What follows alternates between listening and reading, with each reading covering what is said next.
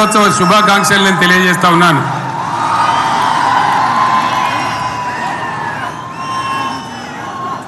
జననీ జన్మభూమిశ్చ స్వర్గాదపి గరీయసి. ఇది శ్రీరామచంద్రుడు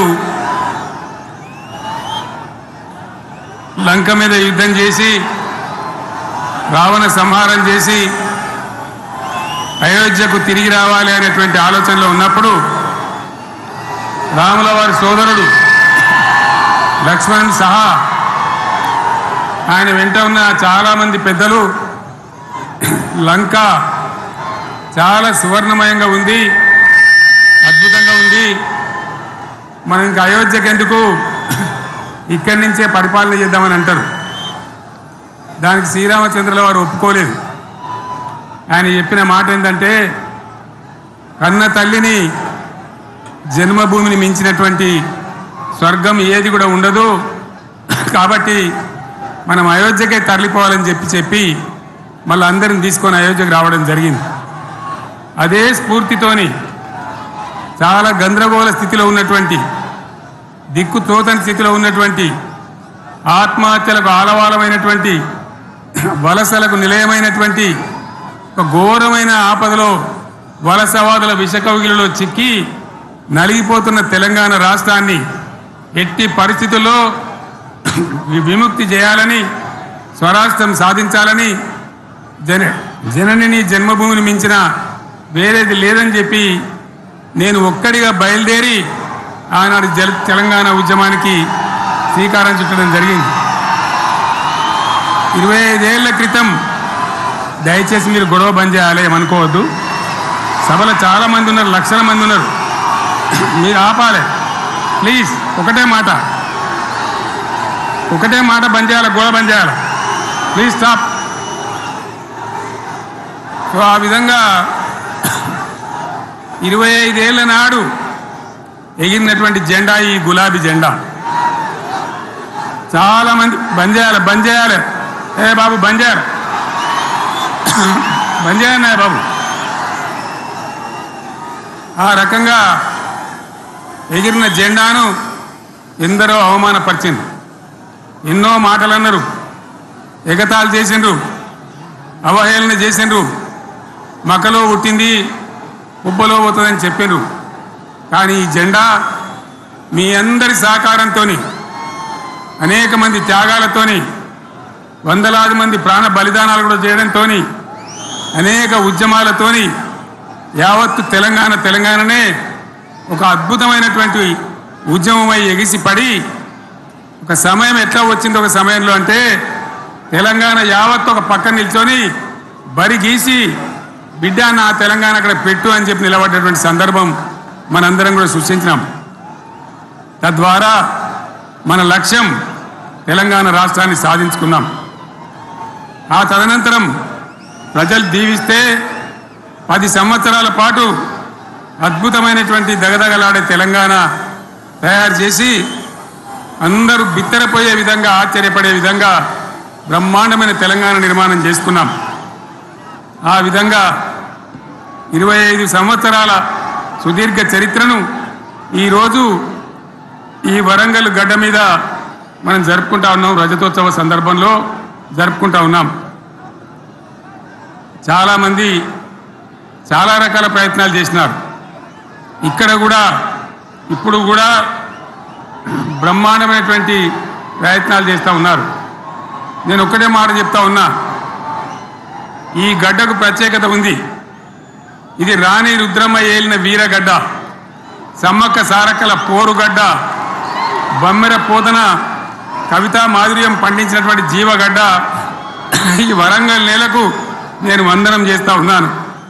మన అమరవీరులకు శిరస్సు వంచి నివాళులు అర్పిస్తూ ఉన్నాను.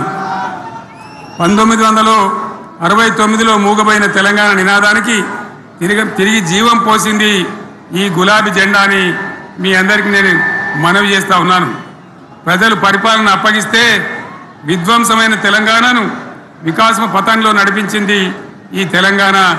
దానికి కూడా ఈనాటి కరెక్ట్గా 25 ఏళ్ళు నిండుతూ ఉన్నాయి.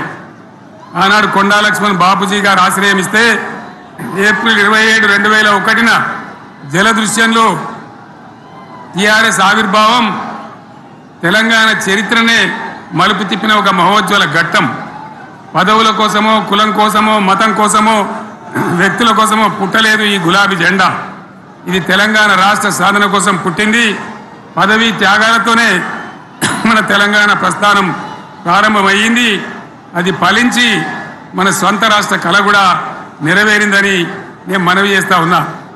ఆనాటికి అలుముకున్నటువంటి చీకట్లను పారదోలడానికి, ప్రజల్లో విశ్వాసం కల్పించడానికి, ఆత్మవిశ్వాసాన్ని పెంపొందించడానికి నేను ఒక మాట చెప్పిన ఆ రోజు మీ అందరికీ కూడా గుర్తుండాలి.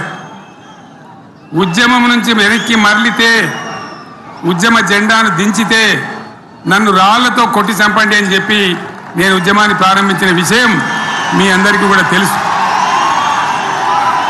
ఆ తదనంతరం జరిగినటువంటి స్థానిక పంచాయతీ ఎన్నికల్లో, ఆ తదనంతరం జరిగినటువంటి సిద్దిపేట ఉప ఎన్నికలో ప్రజలు బ్రహ్మాండంగా ప్రాణం పోసి ఊపిరిలిదితే అద్భుతంగా ఉద్యమం ముందుకు పురోగమించిన విషయం మనకు తెలుసు.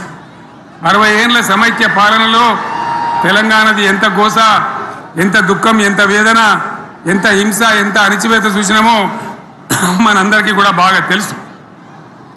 గోదావరి కృష్ణనీళ్ళు దక్కకుండా తరలిపోతే తల్లి సనుబాలకు నోచని పిల్లల్లాగా తెలంగాణ బిడ్డలు రోధించారు. కరువుల కాటకాలకు గురయ్యారు. అర్ధరాత్రి కరెంట్లు పెట్టబోయి పాములు గుట్టి, తేలు గుట్టి చాలా భయంకరంగా అనాథల్లాగా చనిపోయినారు. ఆ రకంగా జరుగుతూ ఉంటే ఇక్కడ ఉన్నటువంటి ఆనాడు కాంగ్రెస్లో, టీడీపీలో ఉన్నటువంటి నాయకులు పదవుల కోసం పెదవులు మూసిండ్రు తప్ప ఏనాడు నోరు తీసి కొట్టాడలేదు. గులాబీ జెండా ఎగిరేదాకా కనీసం తెలంగాణ సోయిని కూడా ప్రదర్శించలేకపోయినారు. మీ అందరికీ తెలుసు, తెలంగాణ కోసం అవసరమైన ప్రతి సందర్భంలో పదవులు త్యాగం చేసిన వాళ్ళు బీఆర్ఎస్ బిడ్డలు అని చెప్పి నేను గర్వంగా మనవి చేస్తా ఉన్నా. కానీ పదవుల కోసం తెలంగాణను ఆగం చేసిన వాళ్ళు ఆనాడు ఉన్నటువంటి కాంగ్రెస్ నాయకులు అని చెప్పి కూడా నేను మనవి చేస్తా ఉన్నా. చంద్రబాబు నాయుడు ఆనాడు ముఖ్యమంత్రిగా ఉండి ఎంత ఘోరమంటే హైదరాబాద్ నడిబొడ్డున ఉండే తెలంగాణ గడ్డలో ఉండేటువంటి రాజధానిలో మన శాసనసభలో తెలంగాణ పదాన్ని నిషేధించినాడు. తెలంగాణ అనవద్దని స్పీకర్ ద్వారా రూలింగ్ ఇప్పించినారు. ఇదే జిల్లాకు చెందినటువంటి ప్రణయ్ భాస్కర్ గారు ఆ రోజు ఎమ్మెల్యేగా శాసనసభలో తెలంగాణ అంటే అది నేరమైనట్టుగా పరిగణించి తెలంగాణ పదాన్ని నిషేధించేటువంటి ప్రయత్నం చేసినారు. మిత్రులారా, మీకు అందరికీ చరిత్ర తెలుసు. ఆనాడైనా ఏనాడైనా ఈవెన్ ఈనాడైనా తెలంగాణకు విలన్ నంబర్ 1 కాంగ్రెస్ పార్టీ అని మనవి చేస్తా ఉన్నా. మనందరికీ కూడా తెలుసా విషయం. తెలంగాణ హైదరాబాద్ స్టేట్ పేరుతో ఉన్ననాడు ప్రజలు వద్దంటుంటే కూడా బలవంతంగా తెలంగాణను ఆంధ్రాతో కలిపిన వాళ్ళే. ఏందా బాబు, ఏందా పనిలేదా? రెడీ ఎవరైనా పోండి, మీరు మీకేం పనిలేదా? ఈ 10 మంది కాదు కదా, సభ అంతా ఉంది కదా, ఉండండి, కామ్ ఉండండి, డిస్టర్బ్ చేయండి మీరు. అట్లా బలవంతంగా ఆనాడు ఆంధ్రలో విలీనం చేసింది కాంగ్రెస్ పార్టీ, జవహర్లాల్ నెహ్రూ. 69లో ఉద్యమం వస్తే 400 మంది తెలంగాణ బిడ్డలను పిట్టల్లాగా కాల్చి చంపింది ఇందిరాగాంధీ ప్రభుత్వం, ఆనాడు ఉన్నటువంటి కాంగ్రెస్ పరిపాలన. మళ్ళీ 2001 నుంచి మనం విజృంభిస్తే నంగనాచిలాగా ఇదే కాంగ్రెస్ వచ్చి మన బలాన్ని, మన ఊపును చూసి పొత్తు పెట్టుకొని తెలంగాణ ఇస్తామని నమ్మబలికి మనతో పొత్తు పెట్టుకున్నది కూడా మీరు చూసినారు. మళ్ళా ఎగ్గొట్టే ప్రయత్నం చేసినారు. 14 ఏళ్ళు ఏడిపించినారు. అది మీ అందరికి తెలుసు. వాళ్ళు ఎట్టెట్లా చేస్తూ ఉంటే వాళ్ళ మోసాన్ని కప్పేయడానికి నేను ఇదే జయశంకర్ సార్ కలిసి 36 పార్టీలతోని సమ్మతి లేఖలు తెచ్చినాం. దేశ రాజకీయ వ్యవస్థను మొత్తం ఒప్పించినాం. కాంగ్రెస్ మెడలు వంచినాం. అప్పటికి కూడా ముందుకు రాకపోతే కేంద్ర మంత్రి పదవుల్లో ఉన్నటువంటి మేమందరం, ఇక్కడ రాష్ట్రంలో మంత్రులుగా ఉన్నటువంటి మిత్రులు అందరం కూడా రాజీనామాలు వాళ్ళ ముఖాన కొట్టి బయటకు వచ్చి మళ్ళా ఉద్యమ జెండాలు పట్టుకున్నాం. ఆ తర్వాత కూడా కలిసి రాకపోతే